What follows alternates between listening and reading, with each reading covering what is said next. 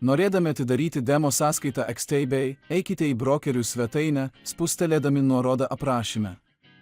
Spustelėje būsite nukreipti į registracijos formą, kurioje turėsite įvesti savo pašto adresą ir slaptažodį. Jei nuspręsite įnešti pinigų, patvirtindami sąskaitą turėsite pateikti išsamesnę informaciją. Jei sąskaitą atidarysite naudodami nuorodą aprašyme, gausite prieigą prie mokomųjų medžiagų. Tada sutikite su sąlygomis ir spauskite žalią mygtuką, kad užbaigtumėte registracijos procesą. Aktyvacijos nuoroda bus išsiųsta į jūsų nurodytą pašto adresą.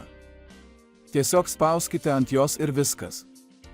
Jūsų sąskaita bus aktyvuota. Palaukite keletą minučių, kol įkels prekybos platformą. Prisijungę prie platformos, pateksite į pagrindinį valdymo skydą, kuris susideda iš kelių pagrindinių dalių. Kairėje pusėje yra priemonių sąrašas.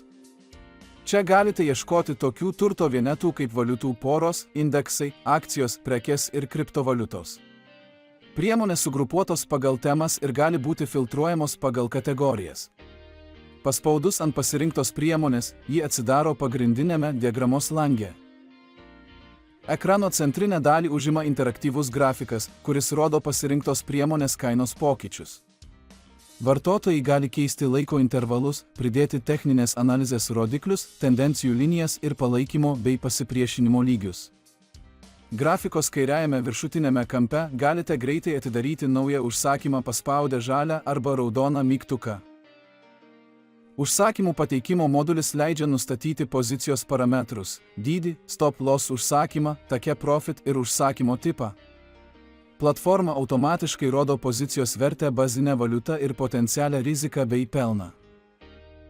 Ekrano apačioje yra prekybos skydelis, kuriame galite matyti visas atidarytas pozicijas, laukiančius užsakymus, sandorių istoriją, sąskaitos likutį, turimas lėšas ir maržos lygį. Tai yra pagrindinė sritis veiklos stebėjimui ir rizikos valdymui. Čia taip pat galite vienu spustelėjimu keisti arba uždaryti pozicijas. Jei norite atlikti realų indėlį, turėsite patvirtinti savo sąskaitą, patvirtindami savo tapatybę ir adresą. Šios procedūros skirtos apsaugoti nuo pinigų plovimo, o jūsų duomenys yra visiškai saugus. Tikiuosi, kad šis vadovas buvo naudingas. Jei taip, prašome jį įvertinti ir prenumeruoti mano kanalą, kad būtumėte informuoti apie naują turinį. Dėkojame už žiūrėjimą.